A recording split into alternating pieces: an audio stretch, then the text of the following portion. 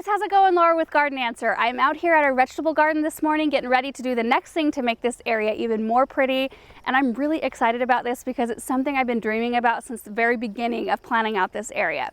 So I am planting a hedge of sweet romance lavender on either side of the opening right along our black picket fence. I think it's going to be absolutely gorgeous because lavender provides season-long color. It starts blooming about mid to late May and then blooms all the way through frost. I also think it's a good choice to put right next to a vegetable garden because it attracts pollinators like crazy, honeybees and butterflies. And the more pollinators we can get over to our vegetables, the better harvest we'll have.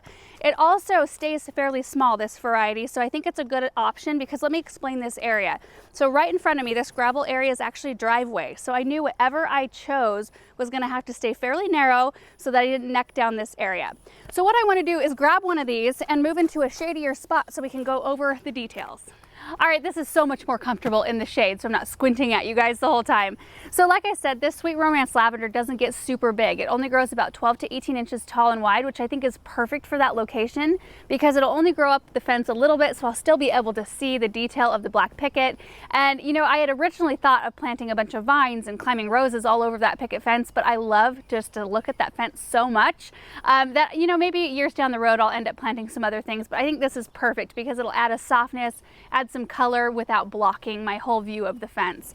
It also is super fragrant. I mean, that's one of the best parts, right, of growing lavender. The fragrance of the flowers and the foliage is just crazy intense. And then you can imagine how much more fragrant it will smell to have that many planted in a row. I'm really looking forward to that. And I think I might have forgotten to mention the most important thing, and that's that lavender prefers full sun, which it will be getting in the area where I'm putting it.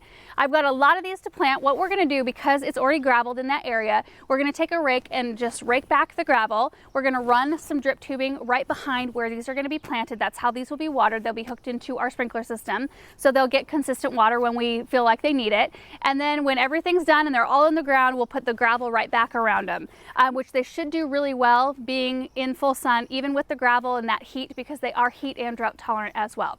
So I'm gonna grab Aaron and we're gonna go dig some holes.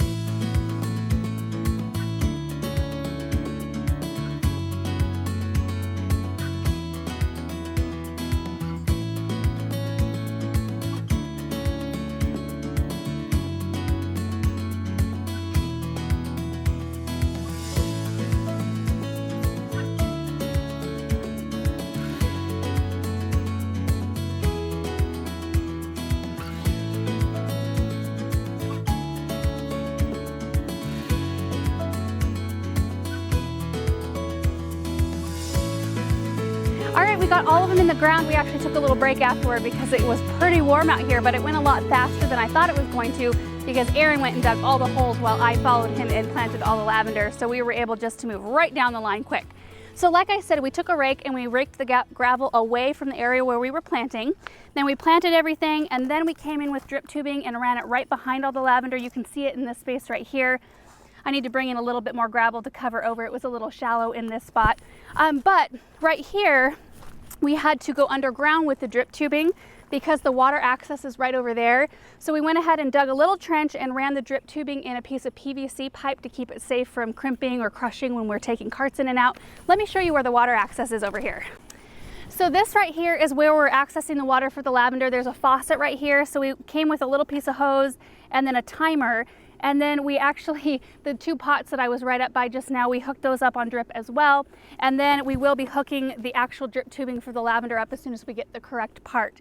But it's really nice because we can set the timer for both of these sides independently and we can run them however often we need to. For example, we might be running the lavender maybe once or twice a week in the hottest part of the summer, but the containers during the hottest part of the summer, we're gonna wanna run every day. So it's nice that we can run them independently. So the poly tubing just runs right along the garden space here, and then I put an elbow in and then it takes off down the back side of the lavender. So that's it, you guys. I hope you enjoyed this video. This lavender is actually not in full bloom yet. It's just budded up, so I thought it was a really good time to get it in the ground. So we will be updating you on this area as soon as it's in full color. I'm really excited. I'm excited to show you guys.